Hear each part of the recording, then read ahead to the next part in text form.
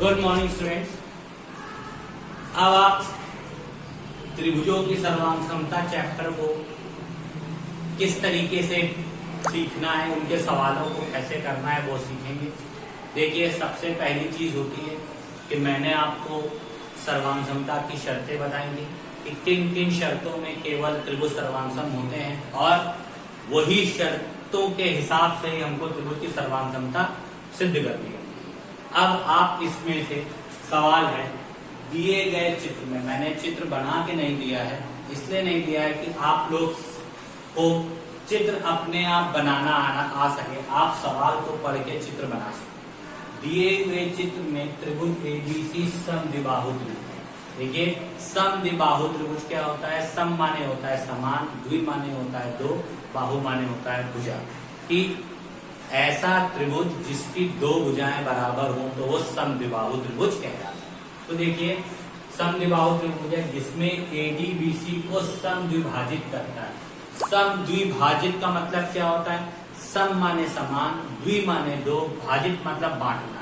कि ऐसा कोई बिंदु जो किसी रेखा को दो बराबर भागों में बांट रहा है, ठीक है, तो वो बिंदु समद्विभाजक बिंदु तथा वो रेखा समद्विभाजक रेखा कहलाती है। दिखाइए कि त्रिभुज एबीडी सर्वांगसम, ये जो निशान आपका बना है ये सर्वांगसम का होता है।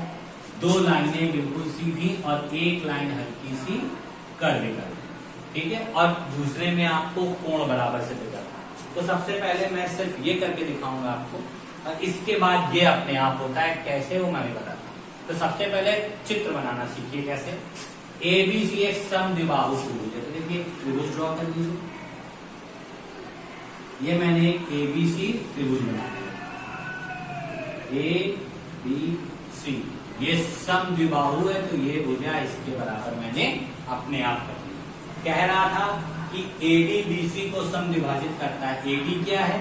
मतलब ए से कोई एक रेखा आई होगी, तो ये मेरी रेखा चली जिसने बीसी को बिंदु डी पे काटा, तभी ये रेखा क्या बन गई? एडी, और ये समद्विभाजित करती, इसलिए ये और ये दोनों आपस में कैसे हो गए? बराबर हो गए।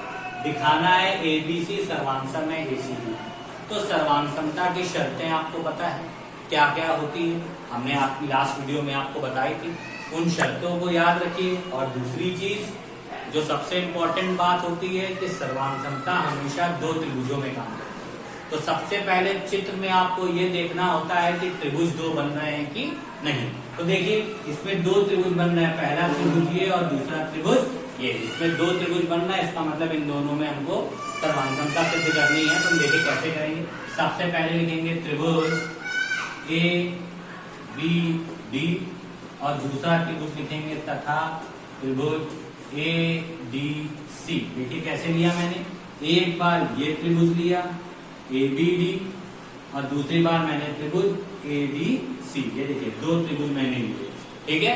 इन दो त्रिभुजों को लेने के बाद हमारा काम शुरू कि ये और ये भुजाएं बराबर दे रखी हैं, तो हम लिख देंगे कि ए बी बराबर ए सी। क्यों? तुरंत रीजन लिखेंगे। समद्विबाहु त्रिभुज की भुजा, ठीक। तो हम समझ जाएगा एग्जामिनर कि समद्विबाहु त्रिभुज में दो भुजाएं बराबर होती है, इसलिए ये बराबर है। दूसरी चीज, BD is equal to DC, तो हम यहाँ क्या लिखेंगे? BD या DB कुछ भी लिख दीजिए, इज इक्वल टू DC। ये भी रीजन देना पड़ता है क्यों बराबर है, क्योंकि AD रेखा BC को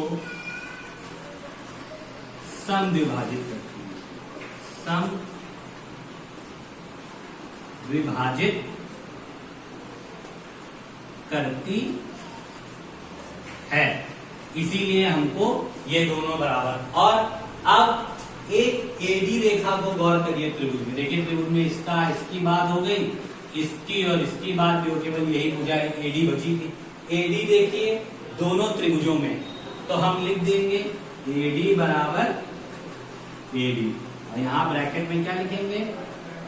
उभय उभयनिष्ठ। उभयनिष्ठ का मतलब होता है जो भुजा दोनों त्रिभुजों में हो, उभयनिष्ठ। देखिए इसमें सारी भुजाएं हैं, सारी भुजाएं होने की वजह से त्रिभुज ए बी डी वो सर्वांसम हो गया त्रिभुज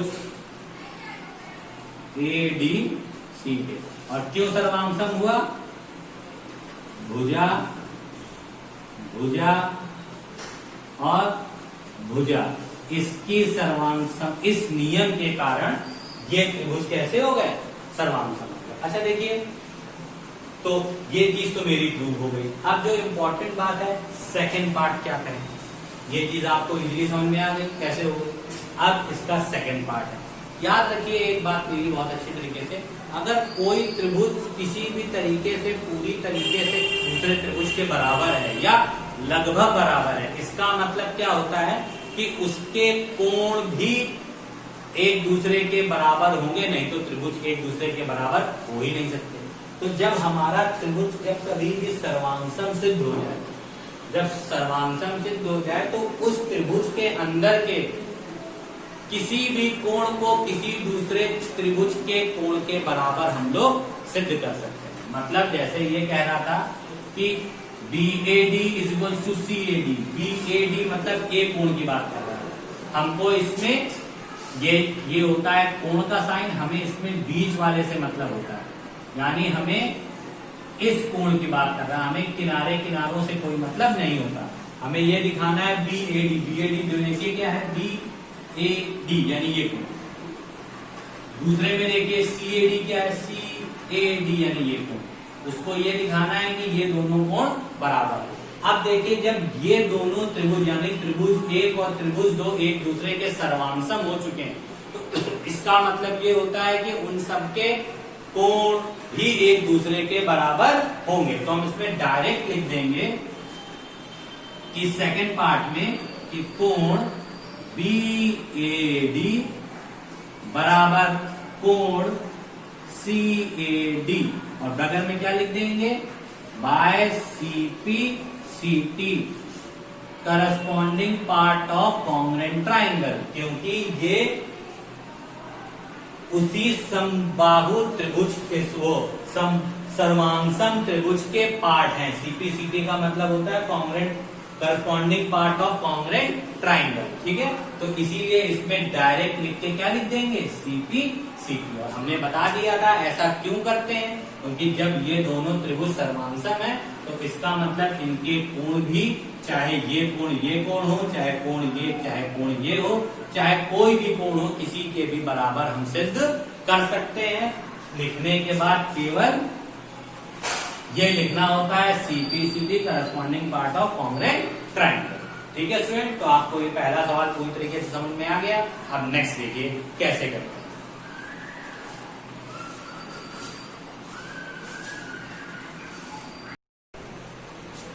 देखिए स्टूडेंट, सेकंड सवाल आपका है कि दिए गए चित्र में AB लंब है BC पे। ये साइन लंब का होता है, याद रखिए, लंब यानी एंगल 90 डिग्री का इसमें बनता है। कैसे बनाएंगे, ये सीधी रेखा खींचेंगे फिर ऐसे गिराएंगे, ये होता है लंब। AB लंब है BC पे, DC लंब है CB पे, OB बराबर OC है, तो सिद्ध कीजिए AB बराबर CB। तो इसमें सबसे पहले चीज हम क्या करेंगे, दिया है, क्या हमको दिया है, जो दिया है क्वेश्चन में सारा नोट कर देंगे। दिया क्या है, AB परपेंडिकुलर किसके हैं, AB लंब है BC के। दूसरा क्या दिया है, DC लंब है CB के। और तीसरा मेरा क्या दिया है, OB बराबर OC। इतनी चीजें हमको दे रखी, तो ये चीजें हमने कर ली। अब सिद्ध करना, सिद्ध क्या करना है, AB बराबर C, यह हमें सिद्ध करना। अब देखिए जो चीज दे रखी है उसको चित्र में समझिए। AB पे लंब है BC, यानी ये AB रेखा है, ये देखिए BC रेखा आई, जो कितने डिग्री कोण बना गई, 90 डिग्री का, यानी ये वाली बात मेरी करेक्ट है। DC परपेंडिकुलर टू BC, तो देखिए DC पे ये है, और यही रेखा फिर से आई और ये 90 डिग्री का साइन, ठीक। और OB बराबर OC ये हमको दिया, तो इस पे हम कुछ कर ही नहीं सकते, दिया हमको ये चीज सिद्ध करनी। इतना आप लोग प्रॉपरली कॉपी में नोट करें। अब यहां लिख देंगे उपपत्ति। कैसे? हम त्रिभुज की सर्वांगसमता चैप्टर पढ़ रहे हैं, यानी त्रिभुज को हमें सर्वांगसम सिद्ध करना। अब सर्वांगसम सिद्ध करने के लिए हमें कम से कम 2 त्रिभुज चाहिए। तो देखिए पहला त्रिभुज ये और दूसरा त्रिभुज ये, 2 मिल गए यानी त्रिभुज हमारे सर्वांगसम सिद्ध हो सकते हैं। अब कैसे, ये देखिए। तो उत्पत्ति लिखने के बाद सबसे पहले एक त्रिभुज और दूसरे त्रिभुज का नाम लिखते हैं। लिखेंगे त्रिभुज DCO तथा त्रिभुज ABO में, ठीक है। इन 2 त्रिभुज का हमने नाम लिखा। फिर सबसे पहले जो चीज दी है वो करते चले जाते हैं, जो हमको पता है वो करते चले जाते हैं। एक कोण होता है, याद रखिएगा, जब कोई एक सीधी रेखा को कोई एक तिरछी रेखा कट करती है तो ये और ये कोण एक दूसरे के बराबर हो जाते हैं। इसको हम लोग शीर्षाभिमुख कोण कहते हैं, इंग्लिश में वर्टिकली अपोजिट एंगल, ठीक है। इसमें क्या होता है, ये कोण अगर 1 है और ये कोण अगर 2 है तो कोण 1 सदैव कोण 2 के बराबर होता है। इसको आप लोग कैंची के शेप से याद रखा करिए। कैंची शेप ऐसा ही होता है, देखिए यहाँ थोड़ा सा पार्ट ऐसे कर दिया जाए, यहाँ थोड़ा सा पार्ट ऐसे कर दिया जाए, इस पार्ट को थोड़ा सा ब्लंट कर दिया, देखिए ये। तो जहां कहीं भी एक कैंची की आकृति बनती है तो इस टाइप से या इस टाइप से बनने वाले कोण आपस में बराबर होते हैं। और क्यों बराबर होते हैं? क्योंकि वो शीर्षाभिमुख कोण होते हैं। तो इस पे भी देखिए, एक ये सीधी रेखा है, इसको ये देखिए एक तिरछी रेखा काट रही है, इसका मतलब ये कोण और ये कोण आपस में बराबर होंगे, जो कि कौन से कोण होंगे? शीर्षाभिमुख कोण, यानी एंगल DCOB बराबर एंगल AOB। अब ये यहां लिखिए शीर्षाभिमुख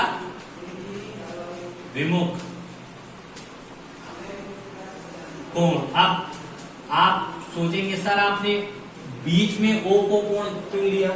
हमेशा याद रखिएगा, जिस कोण को लेना होता है उसको हमेशा बीच में लेते हैं।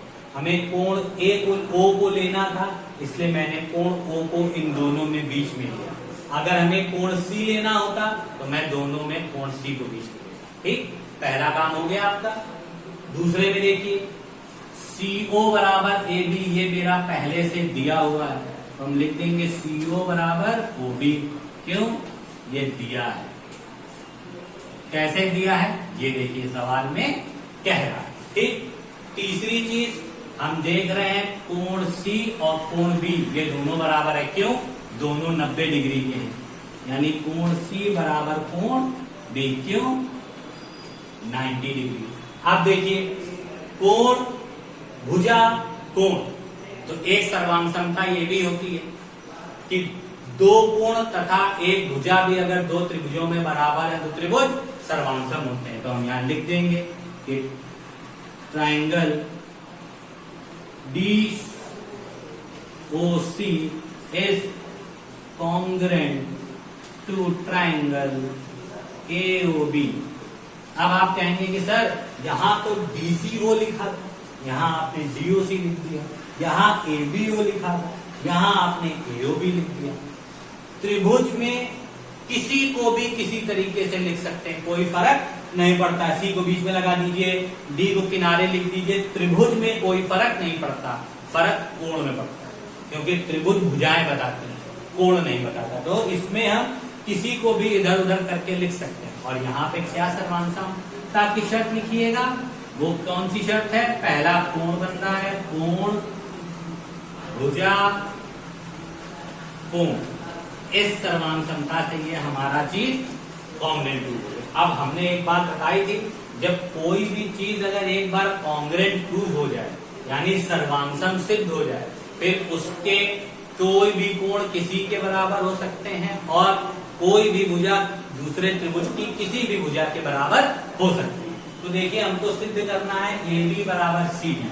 तो अब जब सर्वांगसम सिद्ध हो गए तो ये ए बी हमारा त्रिभुज ए और त्रिभुज दो दोनों सर्वांगसम सिद्ध हो गए। तो ए बी देखिए त्रिभुज 2 का पार्ट है और सी डी देखिए त्रिभुज 1 का पार्ट है। तो हमने बताया भी आपको अगर त्रिभुज सर्वांगसम हो गए तो कोई भी भुजा किसी दूसरे त्रिभुज की भुजा के बराबर हो सकती है। तो इसलिए हम इस पे लिख देंगे क्या, मैं इसको रफ कर दे रहा हूं, तो यहाँ पे साफ साफ लिख रहा हूं। क्या लिख रहा हूं कि सी बी सी डी बराबर ए बी।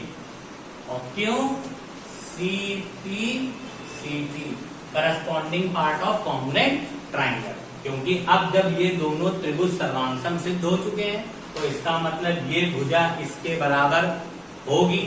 अगर भुजा न कह के अगर कोई कोण बोलता तो हम उस कोण का नाम लिख के सीपी लिख देते, क्योंकि जब दो त्रिभुज आपस में सर्वांगसम हो जाते हैं तो फिर कोई भी भुजा किसी दूसरी भुजा के बराबर हो सकती है और कोई भी कोण किसी दूसरे त्रिभुज के बराबर हो सकता है। तो इस तरीके से आपके दो सम्स मैंने आज बताए हैं, आप प्रैक्टिस करिए। कल से और सम्स बताऊंगा और आपको धीरे धीरे क्लियर होता जाएगा।